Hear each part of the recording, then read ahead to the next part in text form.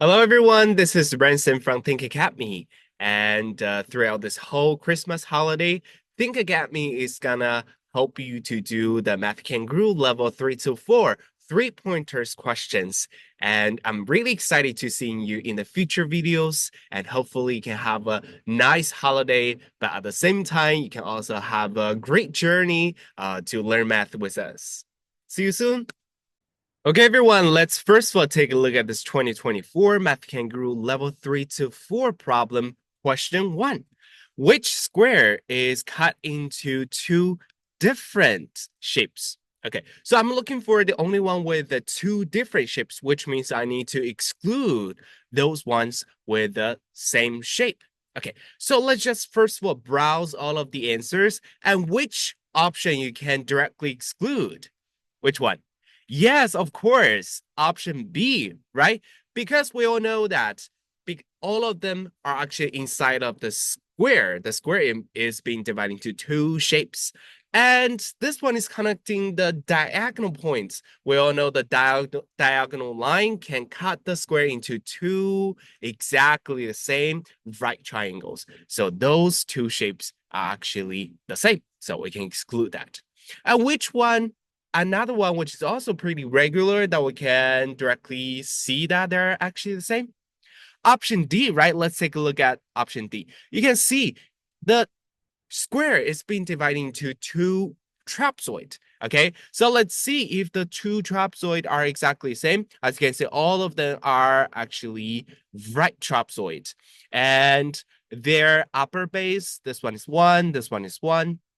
And for the lower base, this one is 3, this one is 3. So about the heights, both their height actually the side length of the square. So which means it's definitely the same. And both of them are 4. As you can see, they have the same upper base, lower base, and the same height with the same right triangle. So those two shapes should be exactly the same. So we can exclude option D. And what about for the rest of the choices? So let's take a look at option A.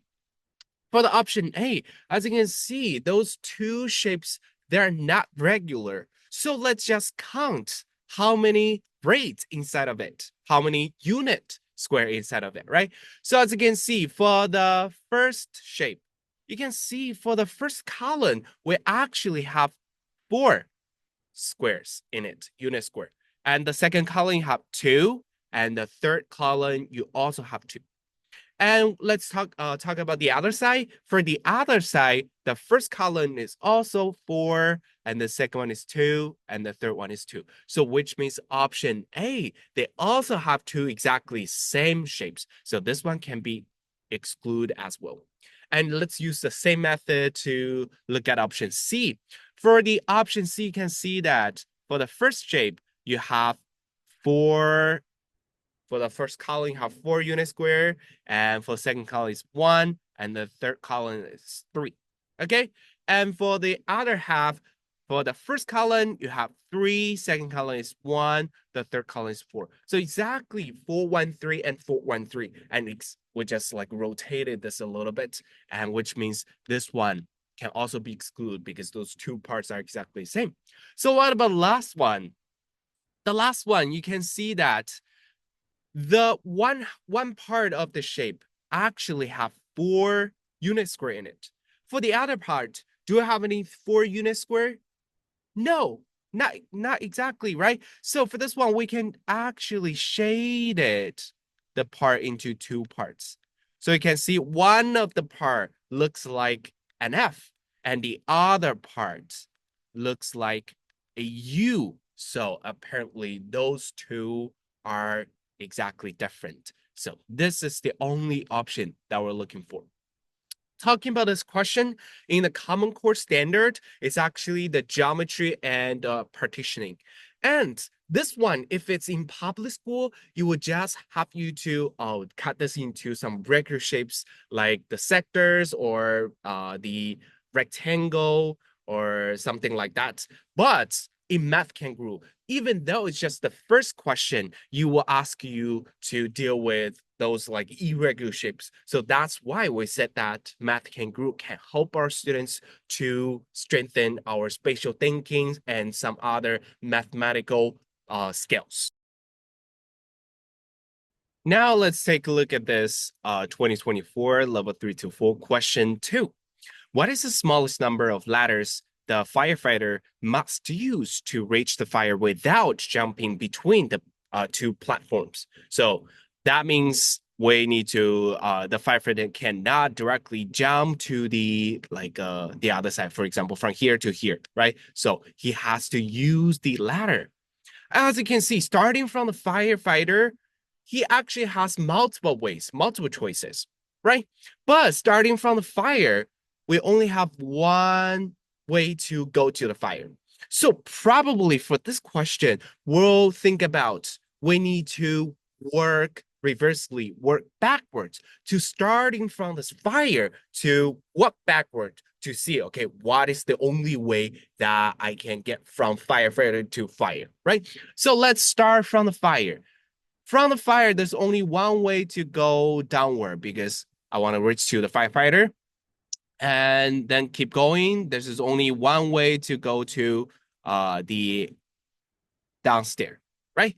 And until reach to this level, you see we have two ladders, but this ladder definitely is broken. So that left us with only one ladder. Okay, so now on this level, we have three choices. 1, 2, and 3. So let's try which one can actually take us to the firefighter. So let's first of all try this one.